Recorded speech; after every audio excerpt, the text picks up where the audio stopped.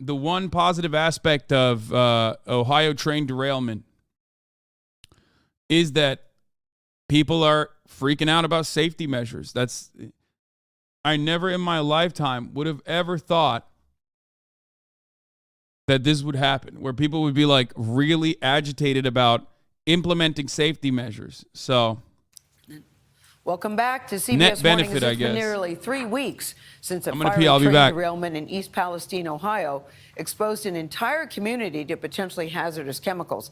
Now the EPA says it's taking over the cleanup process and ordering rail operator Norfolk Southern to pay for it.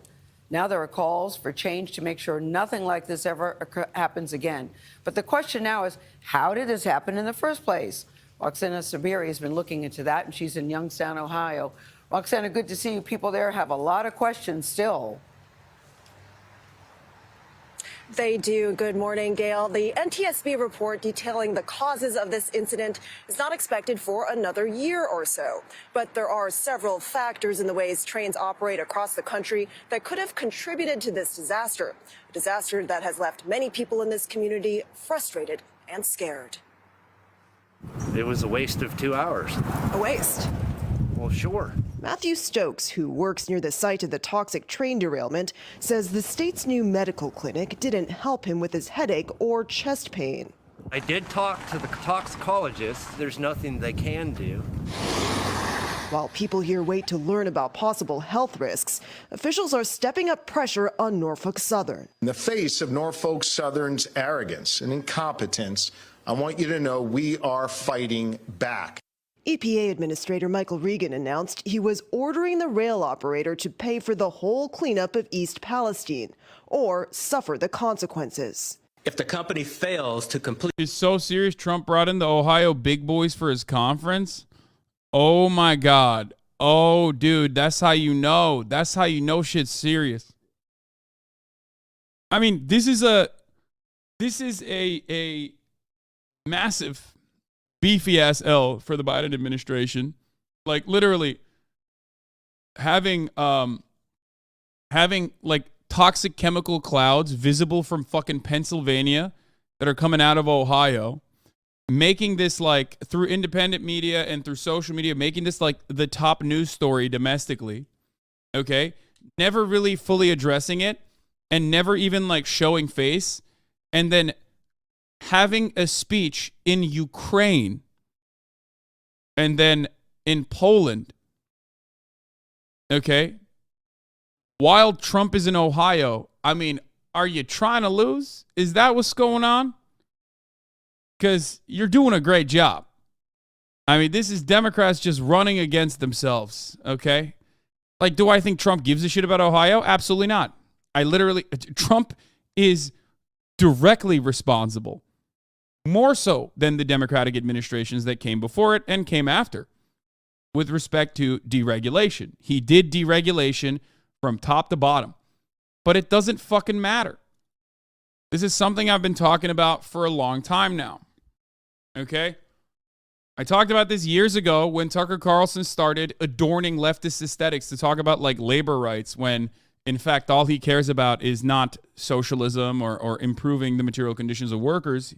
He is a trust fund child with a bow tie who absolutely fucking despises the working poor. He just cares about, implementing WASP nationalism. But if the Democrats don't fill that void, someone will. And when they fill that void,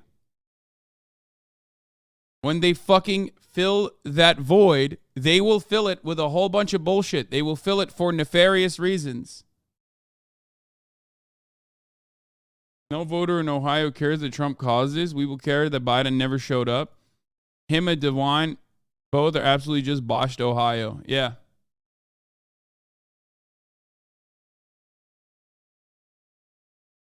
I don't know how to describe this other than, just the Democrats doing their very best to make sure that they do not get reelected. Will this ultimately be a permanent scar on Pete Buttigieg's career? Probably. Will this be a permanent scar on Biden's career? Probably not. I don't know. Any action ordered by EPA the agency will immediately step in, conduct the work ourselves, and then force Norfolk Southern to pay triple in cost. But the kind of train that derailed in East Palestine highlights a growing cost-cutting strategy in the rail industry, known as precision scheduled railroading, which seeks to streamline rail operations by lengthening. Blame Biden more when Republicans don't want government intervention. Make up your fucking mind, victims. Wait, what? No, I blame Biden for doing bad policy and bad politics. Republicans do bad policy, but also do good politics. Okay? This is a moment where the Republicans who have done bad policy are doing good politics to hide the bad policy that they've done and literally shift the blame over to the Democrats who ostensibly are supposed to be on the better side of policy, even though usually they're not, okay, but are doing such dog shit abysmal politics that it doesn't fucking matter.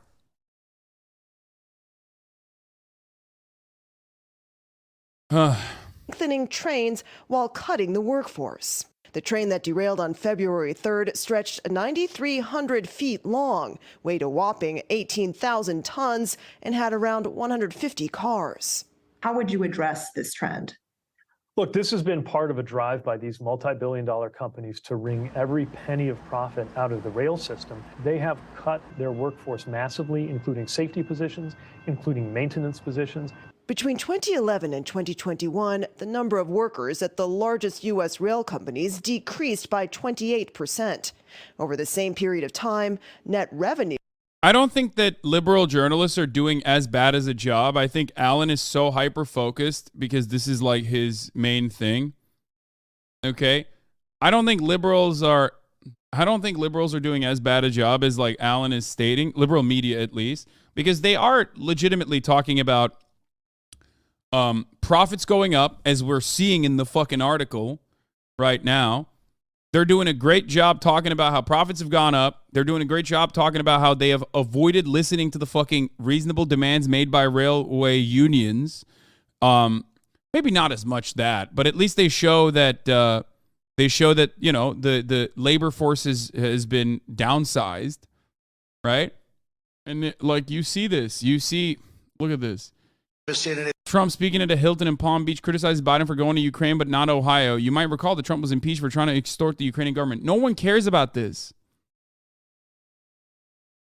Like, the funniest part about that entire story is that Trump literally was like, yeah, we'll keep giving you arms, as they did, okay? But just like, you know, you got to find dirt, which is definitely an impeachable offense. That was a violation for sure, right? But you can't cover a Trump W like this when he's literally right, okay? When he's completely correct, and it looks awful from the perspective of average Americans, okay? When you're doing politics. He meant NATO, not just Ukraine. Yeah, good luck, globeheads. Explain that to like dudes living in fucking Pennsylvania and Ohio. I don't even agree with it too. Like I don't even agree with that attitude anyway. Sorry, you silly, pathetic losers. You don't understand. He met with NATO, and that's really important. Like, the fuck are you talking about? There was a time and place when, like, you know, there were liberals in the Democratic Party who talked about how military spending was absolute bananas and that we need to do something about it to make sure that we help our citizens instead of continue bloodshed overseas. That's long gone. Post 9/11, there is none of that, okay? It's crazy. Look. Done in 2 years. Nobody's ever seen anything like it. And even now you have a president going to Ukraine and you have people in Ohio that are in desperate need of help. And I was very proud to say that I announced I was going to Ohio. You know, FEMA said we're not going to give them anything. The Biden administration said we're not going to give them anything. And then I announced I'm going. Please sit down. Look at that. Look, a kernel of truth and a whole bunch of lies wrapped up around it. But it doesn't matter because the kernel of truth is there. He went to Ohio. Biden went to Kyiv. Okay? The lies are FEMA didn't want to give anything to fucking Ohio. That's a lie. Okay? That was directed by Mike DeWine. the governor, the Republican governor of Ohio, was the one who denied the actual fucking help from the government. Okay? But hey, you get to dominate the narrative like this. If you can just openly state this shit, you get to dominate the narrative. You can be literally the guy who not only advocates for DeWine, you can be the guy who advocates for deregulation and successfully gets deregulation. You know what I mean? Reversing an Obama-era decision, for example, that deregulated the railroads, as we talked about, as the railroad companies, as we talked about. And you can still get to make this argument, and most people will believe you because you're there. You went there. They successfully caused the problem and then turned around, Republicans, I mean, they successfully caused the problem. Democrats are not infallible in this either, but if you're looking at it strictly from a Republican perspective, they caused the problem almost directly. Their ideology is directly responsible for this. Deregulation is. Okay? Then they turned around and shifted it to a culture war narrative. They slided the fucking conversation away from deregulation to a culture war narrative. These are white people in Ohio. These are hardworking, white working class people that have been left behind by the bi-coastal elitist Democrats. Okay? They slid that convo neatly into a white people are under attack and the Democrats don't give a fuck about it box. Okay? And meanwhile, the Democrats are doing nothing to combat it. They didn't do a good job trying to combat it. It's not that the Republicans are exceptional at reframing narratives. I mean, they're pretty good because they want to win and they don't have a lot of support and their ideas suck. So they have to do everything they can to win and they're going to play dirty. But Democrats, on the other hand, don't want to win. They love the situation that they're currently in where they have like no real meaningful control so that they could just throw their hands up in the air and say, oh, fuck, we can't do anything about it. That is precisely the reason why Democrats are losing this conversation, just like every other fucking convo. Libs are pro-war. They just want a war they can feel good about. And they started to learn too much about the wars in the Middle East. A lot of them still feel really good about intervention in Syria. They feel good about all the wars. They don't give a shit. Or they just don't care. The Dems legit don't care about working class people at all. And if the Republicans can pretend like they do for good PR, they will. Yeah.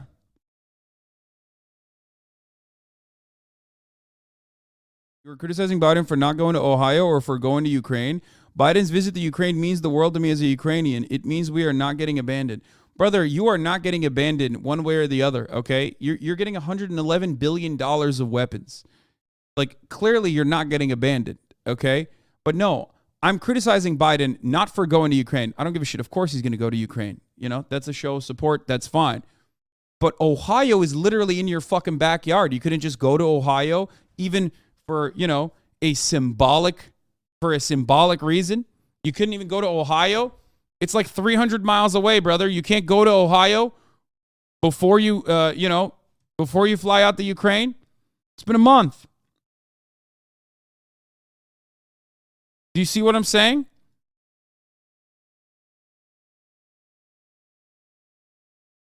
Can you go to Ohio and go to Ukraine? Yes, yes, he can do that, chatter. My Ukrainian chatter friend. He can do that. That's what I'm criticizing. I'm not saying, why the fuck did you go to Ukraine? I don't give a shit. Of course he's going to go to different countries. Like, he's the president, right? There's a part of, like, soft power, hard power, all this shit. But I'm pretty sure he could go to Ohio at a certain point, too. I mean, he could have gone to Ohio and then flown from Ohio to Ukraine.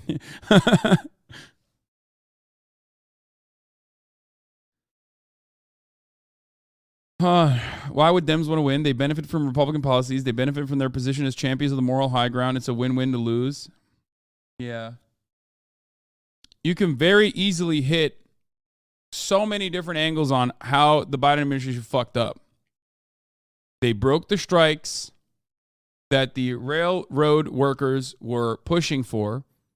They offered them none of the things that they asked for. Okay? They strong-armed the labor unions in that regard. And then, like, a month later, a massive derailment occurred that has now created a new cancer cluster in Ohio. Then they didn't even fucking turn around and like say anything about it until, you know, it became national news because everyone on TikTok was freaking out about it, because it was like it wasn't the invisible kind of pollutant that destroys your body every day. It's not the microplastics that we're consuming. It was visible, right? So it was more tangible. It was more identifiable, and people understandably freaked the fuck out about it. Okay? And then, even then, they basically just tweeted about it and didn't do anything. And Republicans will always take advantage of a PR opportunity. They will never let a crisis go to waste. The problem with the situation is that the GOP can virtue signal and claim it's Biden's fault as if they didn't have also broken the rail strike and deregulated the industry to shit. Biden is the face of it because he's president now. Yeah, Biden fucked up when he also did not reinstitute the Obama era policies. Biden also absolutely fucked up when he did not, when he could have used his power, his influential power from the bully pulpit, to force the railroad companies to listen to the reasonable demands that the railroad workers, the labor unions, were pushing for. Okay? Supposedly the most pro-fucking labor president, right? And then they didn't even do, so that's the policy failures, right? Like, because I said, Democrats love doing bad policy, but they also do bad politics. And the bad politics of this process is not going to fucking to Ohio at all. Not even showing face. Not even giving assurances to the people saying, hey, listen, look alive, Jack. You might be a post-industrial town that everyone left behind, but I, as the president, will not leave you behind. But he didn't do that.